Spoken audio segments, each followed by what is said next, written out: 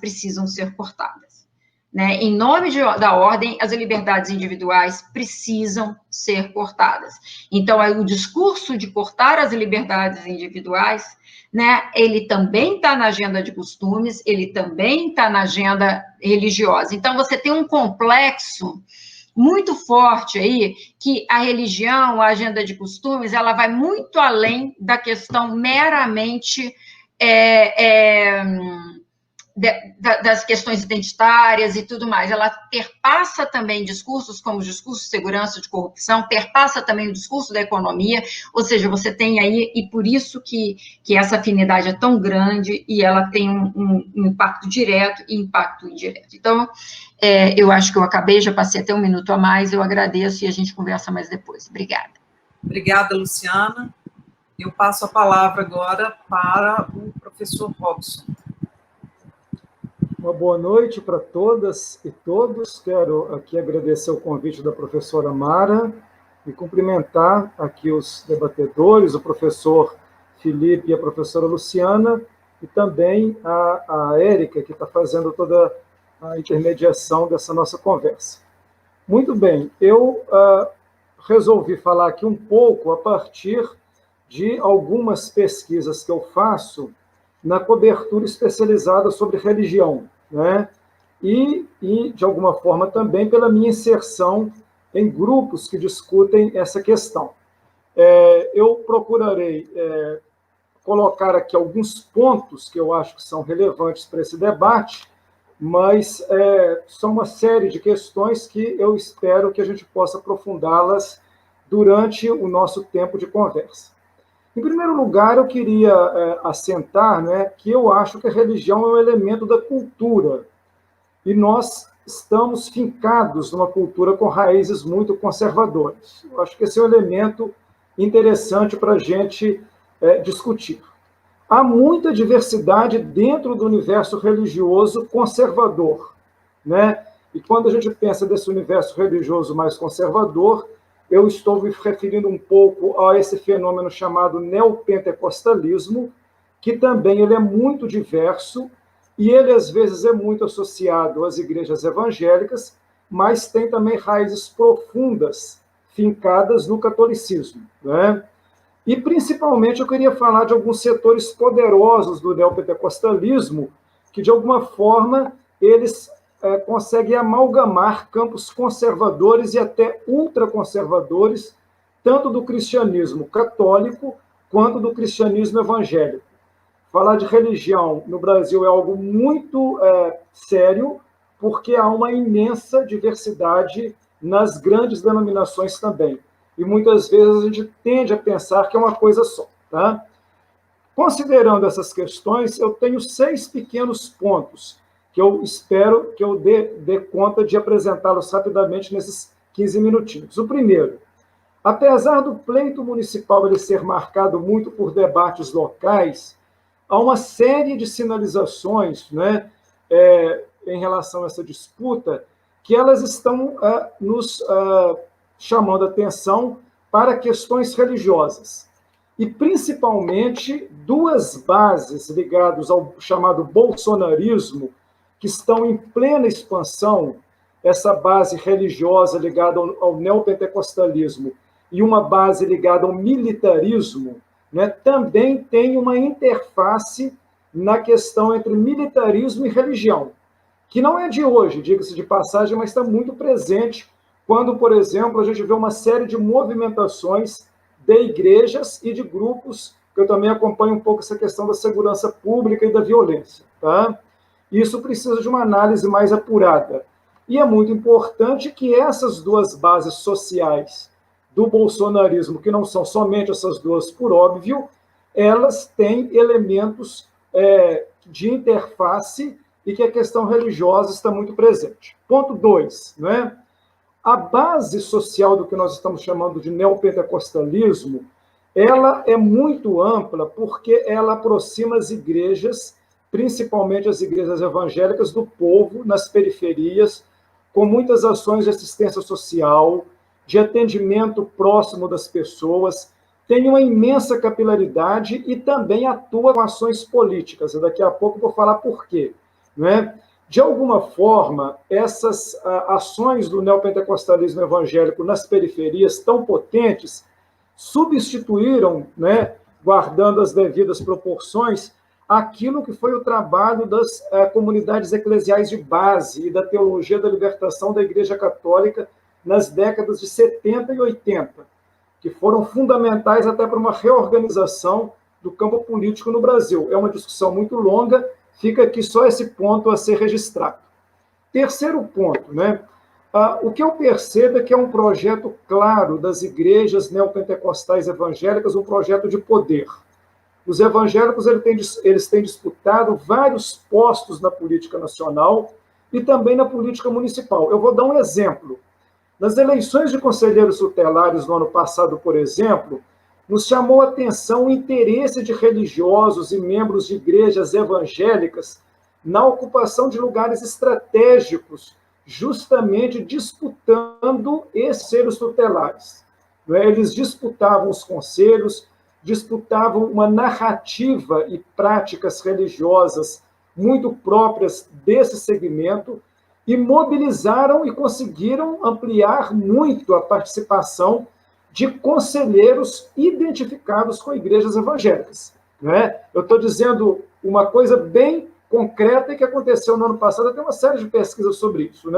Inclusive, na avaliação da mídia empresarial, essa disputa ela se dava entre católicos e evangélicos e, de alguma forma, espelhava o crescimento das igrejas protestantes no Brasil, como a professora Luciana acabou de dizer, mas ela também começou a explicitar uma espécie de batalha religiosa em curso no Brasil, que tem a ver justamente com esse crescimento do poder político dos evangélicos. Se nós, por exemplo, pensarmos na bancada evangélica, chamada bancada da Bíblia no Congresso Nacional, ela triplicou nos últimos 20 anos. Na atual legislatura, ela tem 195 membros, entre 513 deputados, quase 40% do total dos parlamentares. O quarto ponto é que eu queria chamar a atenção para um projeto de poder da extrema-direita global que passa pela questão religiosa, ou seja, a utilização da religião, notadamente do cristianismo, e aqui tem tanto do cristianismo católico quanto do evangélico, tem caracterizado o que tem sido chamado de extrema-direita global, e recentemente um vaticanista, um estudioso do Vaticano, chamado Jacopo Scaramuzzi, ele publicou um livro intitulado, vou traduzir aqui do italiano, que o título literal seria Deus, uma pergunta, no fundo à direita, por que os populismos desfrutam do cristianismo? Cuja capa desse livro estampa 4 dos principais expoentes desse fenômeno. O Salvino, que é um líder conservador católico da Itália, o Trump, que tem uma base evangélica fortíssima, inclusive ligado a separatistas brancos e evangélicos, tem estudos sobre isso, o Bolsonaro e o Putin, presidente da Rússia. Não sem motivos, no discurso de abertura da Assembleia da ONU, em 22 de setembro, o Bolsonaro, num discurso para o mundo, usou o polêmico termo cristofobia, que, segundo o Ronilson Pacheco, que é um pastor evangélico e um estudioso das religiões, aí do Rio de Janeiro, sinaliza uma estratégia eleitoral voltada para o público evangélico e que pode ser decisiva nessas eleições municipais. E eu queria aqui compartilhar com vocês um post da professora Esther Solano, lá de São Paulo, do dia 23 de dezembro, que ela escreveu assim: vi piadas e chacotas por aqui com a questão da cristofobia que Bolsonaro citou nas Nações Unidas. Espero que essa mesma gente entenda a seriedade da questão. Bolsonaro não estava falando para você, para nós, ele está pouco se lixando com nossas piadas. Bolsonaro estava falando para a sua base, para o seu público, para um público religioso, para milhões de brasileiros. E cristofobia faz sentido para esse público. Foi construída uma retórica bolsonarista muito forte de que a esquerda é inimiga da religião. Isso faz com que muitas pessoas se sintam atacadas pessoalmente pelo campo progressista. E continua Esther Solano. Durante a campanha de 2018, entrevistei várias mulheres periféricas que sentiam um medo enorme de uma possível vitória do PT, porque tinham certeza que, estando o PT no poder, tentaria destruir a sua fé, né? Então, o que nós, fecha aspas, o que muitos trataram como folclore, tem aí uma sinalização muito clara que envolve poder, política, religião. Mais recentemente, o Bolsonaro evocou um lema do integralismo, né, que inclusive foi muito ligado a segmentos do catolicismo, Deus, Pátria e Família, num discurso para mobilizar a sua base ultraconservadora e fundamentalista. Né? O integralismo, eu vou até falar aqui alguma coisa no meio de cientistas políticos e pode provocar um certo celeuma, né?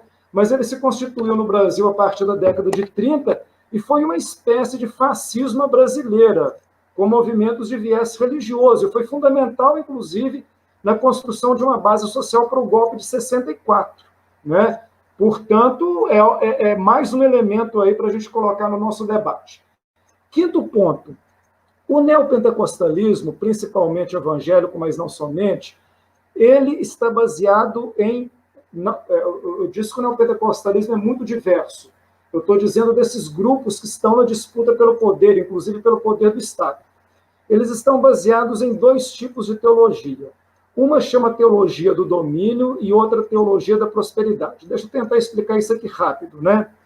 Trata-se de uma nova visão do mundo que tem em seu fundamento a teologia que é conhecida como domínio ou da batalha espiritual, da qual a teologia da prosperidade é um derivante. Essa teologia da batalha espiritual, ela recupera nos dias de hoje, né, sem colocar em seu contexto, né, antigas narrativas judaico-cristãs, textos da Bíblia e textos extrabíblicos, e no núcleo fundamental do neopentecostalismo está essa concepção de que, desde a criação do mundo e da queda de Satanás, do demônio, né, vive-se na Terra uma guerra. E essa guerra ela é composta de muitas batalhas, tendo de um lado Deus e os anjos, e do outro Satanás e seus companheiros, né, os anjos decaídos, os demônios. Né? Satanás, o inimigo de Deus e dos homens e das mulheres, tem domínio sobre as nações, as famílias, as pessoas, e usa brechas, isto é, a rebeldia, a modernidade, por exemplo, brechas à vontade de Deus, né, para se imiscuir no meio da sociedade e dominar a sociedade. Né? E que essa guerra, então, um dia, ela deverá ser vencida por Deus e pelos anjos. Né? E por isso Deus oferece aos homens e mulheres a possibilidade de escapar do domínio do demônio, caso estes homens e mulheres tomem a decisão de se colocar ao lado de Deus nessa guerra, aceitando a salvação trazida por Jesus. E como é que é o modo de colocar-se ao lado de Deus? É tornando seu sócio, renunciando a Satanás, entregando a igreja, inclusive entregando os bens à igreja. E nesse ponto aí tem uma união entre teologia do domínio e teologia da prosperidade, né? Porque entregar os bens significa, inclusive, financiar essas igrejas. Né? Se através do dízimo dou parte dos meus ganhos a Deus, Deus torna então meu sócio, tira o poder do demônio da minha vida, e sem o demônio, né, para me prejudicar, eu prospero na vida, nos meus negócios, né?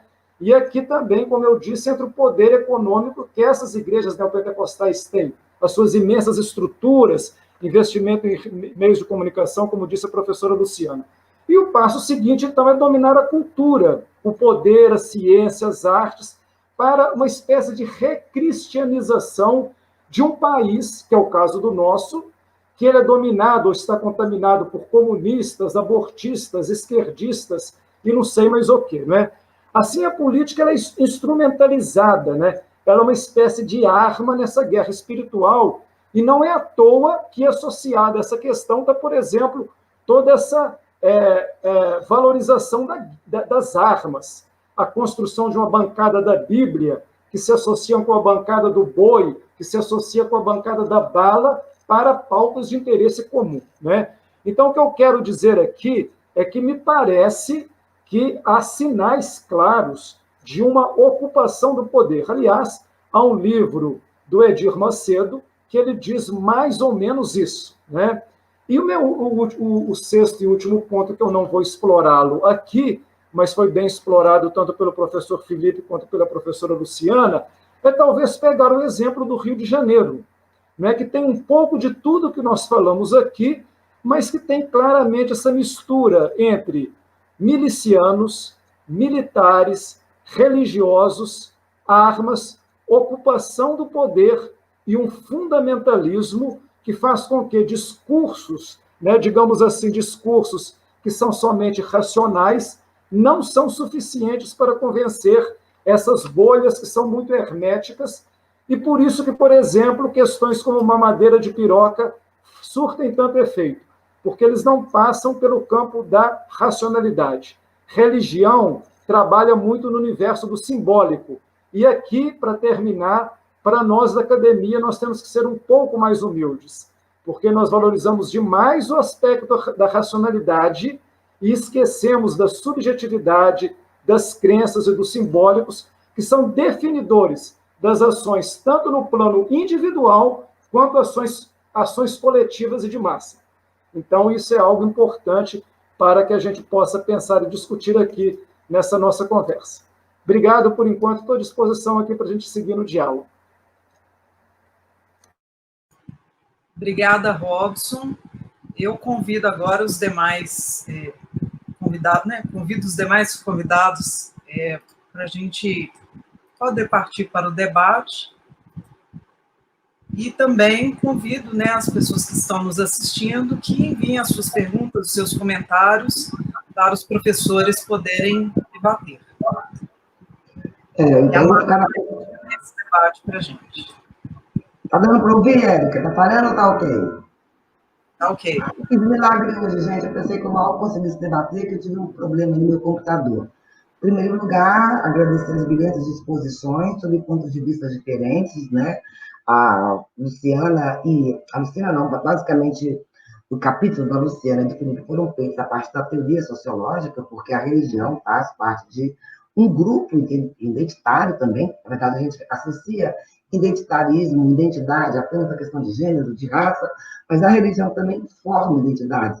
Segundo a teoria sociológica, nesse caso, né, religiosos votariam a partir de suas crenças religiosas. Então, é muito interessante, não apenas o crescimento do pentecostalismo ou dos evangélicos no Brasil, ou dos católicos que vem diminuindo, que é interessante dessas abordagens que eles apresentaram e que o Rômulo e que o Robson apresentou aí de forma esplêndida, de forma muito interessante, essa ideia de simbólico versus real, ou versus não racional, é que o problema não é a religiosidade dos povos, mas o fato da religião ter se transformado na última década, a partir de 2010, como a